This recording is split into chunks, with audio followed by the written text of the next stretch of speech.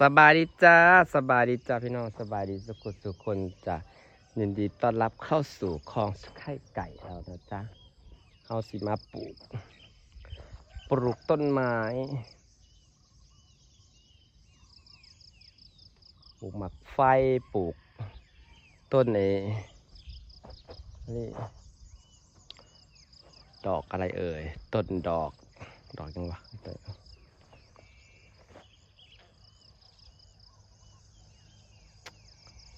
เอาสิมาปลูกแก้วเจ้าจอมนะพี่น้องกับต้นมะไฟปลูกมุมนั้นเนาะขึ้นมาแล้วก็ปลูกริมน้ำเนาะปลูกต้นมะไฟมุมนั้นชาต้นไฟไว้มุมนี้ดีกว่าต้นมะไฟมาไว้มุมนี้พี่น้องก่อนสิปลูกเราก็ต้องชมวิวก่อนนะคะคลองใส่ไก่จ้าพี่น้องมื้อนี้แหละน้ำอาจสิเปิดน้ำลงไว้ว่าสู้ว่าสิได้สำใดเนาะของเล็กก้าเฮากาสิได้ต้นอันนี้มาปลูก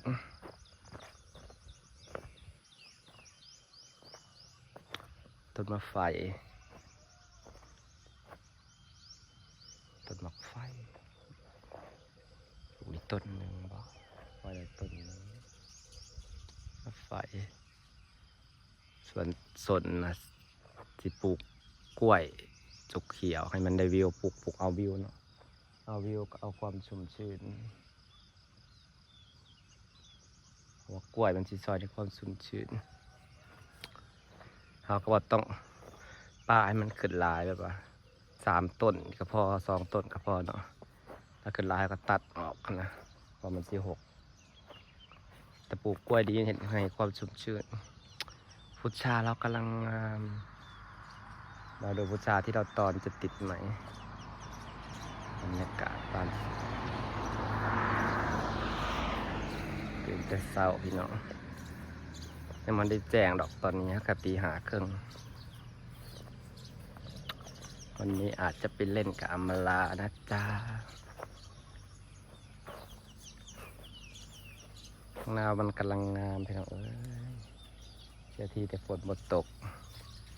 จะได้หดต้นใหม่แต่เมื่อนี้ไม่ได้หดหลายมือแล้วเปิดปั๊มหดต้นใหม่ก็แต่เสา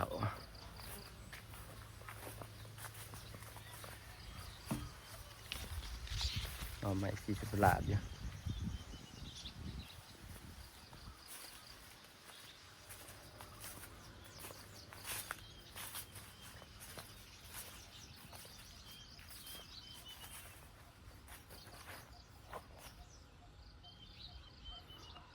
แต่ถ้าบ่หดก็ยังขึ้นไม่ได้ความชื้นมันถึงเนาะเพราะว่าพาไปทางมาเบิ่งปลาขึ้นฝั่งลายเลยมื้อนี้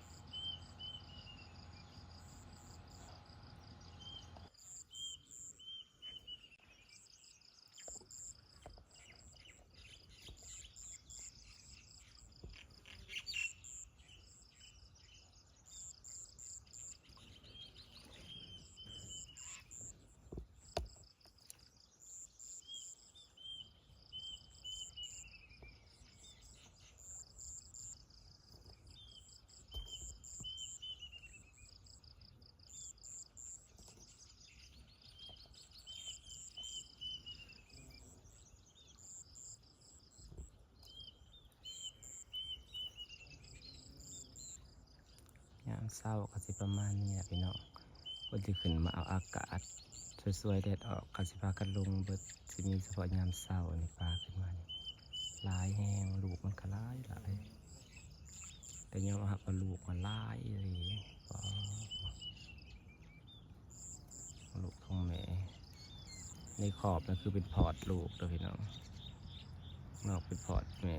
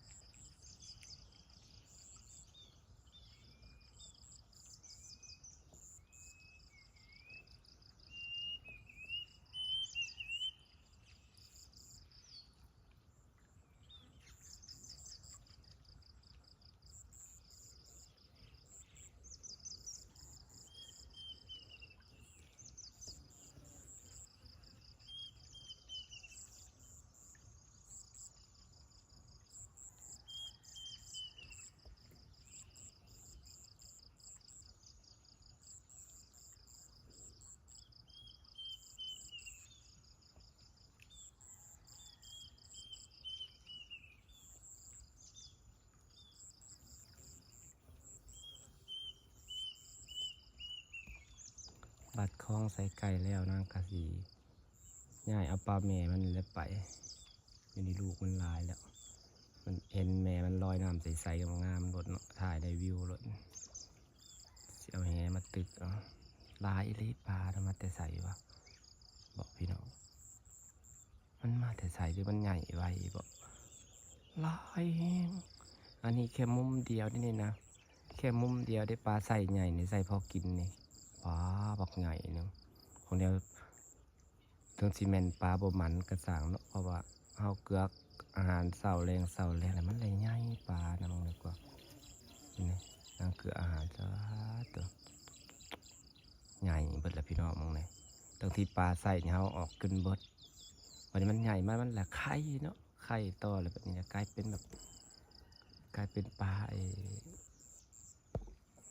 ไข่ต่อแล้วมันกลายเป็นปลาลูกมันหลายแบบนี้พี่น้องเอ้ยนางว่าสิเอาไว้ปีใหม่ปีอีกนางสิบดจับขายไปยังสิเอาไว้ถ่ายวิวเลยนางว่าเลี้ยงไปเรื่อยๆจนมันเต็มนองแบบหลายทั้งปลาทั้งปลาหมูทั้งปลานิลนี่หลายๆจังถาดจับขายเท่าเดียวพี่น้องเพราะว่าห้ามบริซื้อลูกมันได้ปลานิลก็ได้มันแผ่ออกมาเองซื้อตัวอาหารเกลือซื้อปลาตัวบักใหญ่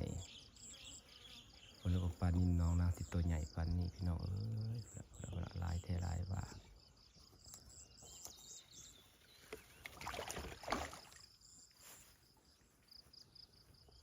เราสิมาเบิ่งฝั่งนี้พี่น้องฝั่งนี้จ้าสิเบิ่งฝั่งนี้ฝั่งนี้กันลายป้ายังบ่ตื่นเขาได้พี่น้องเลยลายแห้งลูกน้อยแห้งลายป้านี่ตัวหัวป่าได้พี่น้องนั้นนะขาวๆเต็มเลยนะแต่หัวปลาหมูขึ้นมาบนที่บังปลาหมูขึ้นเยอะพี่น้อง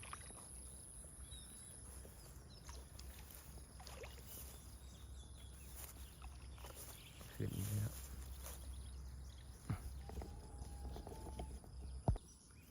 ดีใจเด้พี่น้องปลานิ้นข่อยใหญ่หมดแล้วแต่ก็บ่ปานใดใหญ่หมดแล้วเนาะ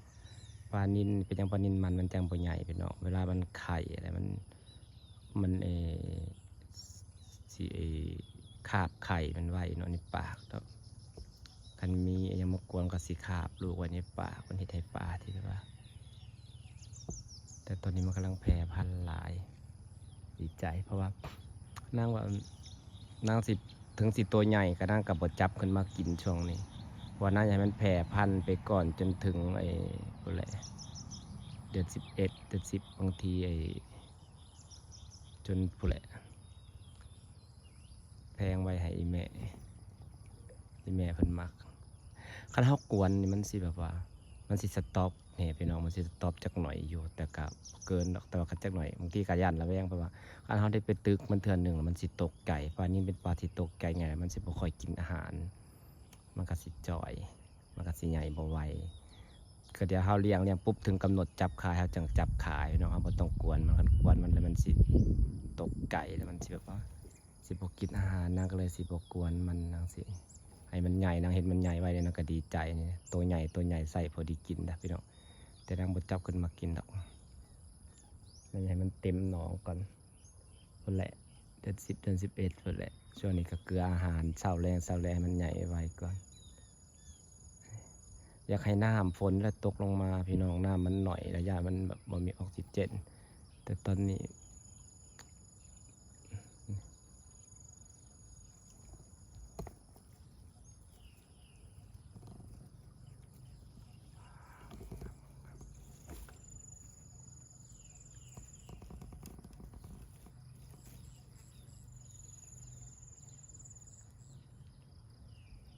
เด็ดตัวใหญ่ๆได้เอาเกลืออาหารเช้าแรงก็สิใหญ่กว่านี้อยู่ดอกใส่พอดีปิ่ง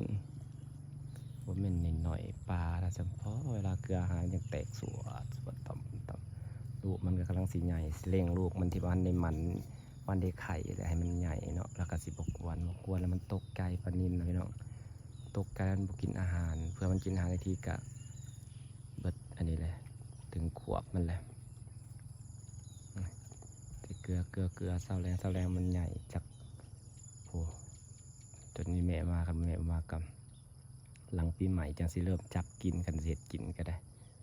ปีนี้เอาไว้สิก่อนแล้วจับไปใส่ข้องใส่ไก่บางทีกำลังคิดมึงก่อนว่าสิจับหรือบ่จับทีข้องใส่ไก่นี่อาจจะซื้อปลามันมาลงจากพอปลามันก็ใหญ่เนาะอีกอย่างปลาคลองใส่ไก่ครับต้องการให้มันเห็นปลาตัวใหญ่ๆลอยงามจะได้ปลาทับทิมกับปลานิลลงคลองใส่ไก่เพราะว่ามันปลาหมูมันจับง่ายแหละปลาหมูจับเทใส่อันนี้ปลาหมูจะเห็นตัวปลาหมูชัดๆเนาะปลาหมูเนี่ยเขาจับขึ้นในถอดเขาไปเทลงรถก็ได้บ่ได้ยากปลาหมูมันจับง่ายเนาะปลาหมูอาจสิแบ่งไปจากหน่อยนึงก็พอไปเป็นแพร่พันธุ์อยู่พุ่นเนาะแบ่งไปจาก100 ตัว200 ตัวแต่ปลานิลนางว่านาสิซื้อปลานิลมันมาลงว่าเวลาเขาจับกินก็ง่ายอยู่ในคลองอะตักกินจับรถปลากับปลาทับทิมมันสีแดงๆเนาะจักอย่างละ100 ตัวนี่หลายๆปลาพี่น้องจ่าสีฟ้าบรรยากาศซ้ำนี้จับไปหาหดหัวหดสวนกันเด้อพี่น้องพาพี่น้องมาแย่งป่าน้ำกันจ้าพี่น้องแล้วก็แย่งต้นใหม่สีเขียวอันสดงดงามของนางนี่พี่น้องสวยสดงดงามบ่นี่สีเขียวสีสวยจ้าพี่น้องจ้าสีเขียวสวยจากภาพสิฝากบรรยากาศไว้ซ้ำนี้เด้อพี่น้องขอบคุณเด้อที่เข้ามาให้กำลังใจช่องเฮ็ดข้องใส่ไก่ยอดวิวก็ดีเด้อพี่น้องขอบคุณที่เขามาเบิ่งข้องใส่ไก่พันลาได้จ้าเมื่อนี้สิไปหาอัมมาลาเพราะว่าสิไปในเมืองแล้วไปแวะอัมมาลาเลยสิไปซื้อเขาในเมือง